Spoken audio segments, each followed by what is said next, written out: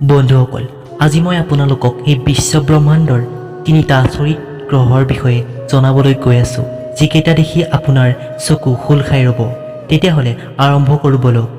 Number 1 HD 189733b।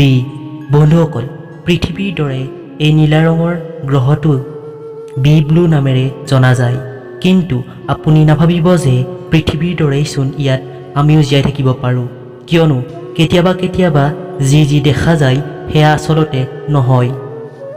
এইকাৰণে মই এনেদৰে কৈছোঁ যে এইটো গ্ৰহ বহুত ভয়ানক হয়, য'ত আপুনি কেতিয়াও নৰখা কাছৰ বৰষুণৰ সন্মুখীন হ'ব লাগিব। এই গ্ৰহটো নীলা ৰঙৰ চিলিকে পাৰ্টিকেলৰ পৰা আহে, যি প্লেনেটৰ এটমস্ফিয়াৰত থাকে। আপুনি ভাবিব এইটো কেনেকৈ হয়?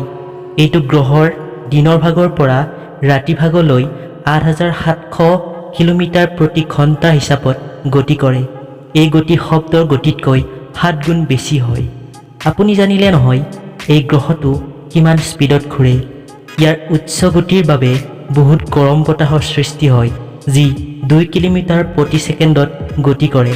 বন্ধুসকল, এই গ্ৰহটো আমাৰ পৃথিৱীৰ পৰা 63 লাইট ইয়াৰ দূৰত অৱস্থিত, যিটো জীয়াই থকাৰ সম্ভৱ নহয়, য'ত এনেধৰণৰ কাছৰ বৰষুণৰ সৃষ্টি হয়। Number 2 J1407b।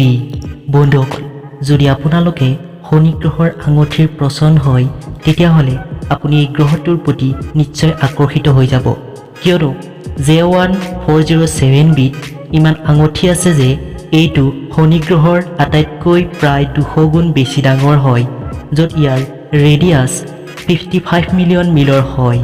ইমানতে আমি বুজিব পাৰোঁ যে এইটো গ্ৰহ কিমান ডাঙৰ হয়।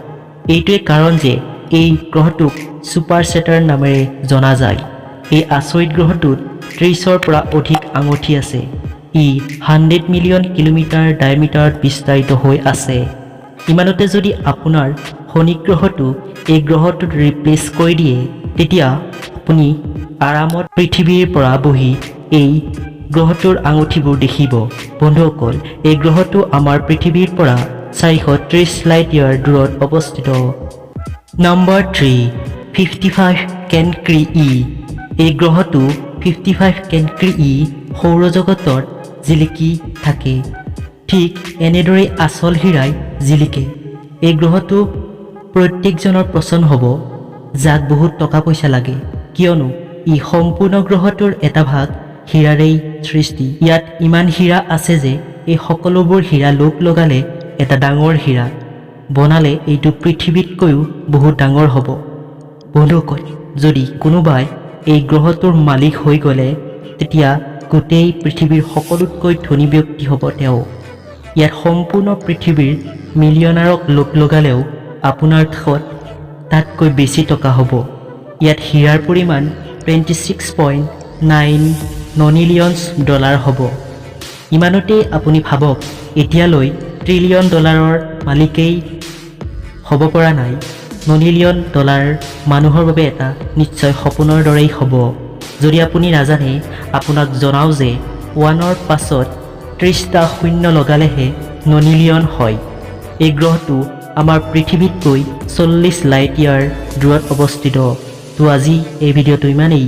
যদি ভাল লাগিলে তেনেহ'লে লাইক কৰিব। ধন্যবাদ।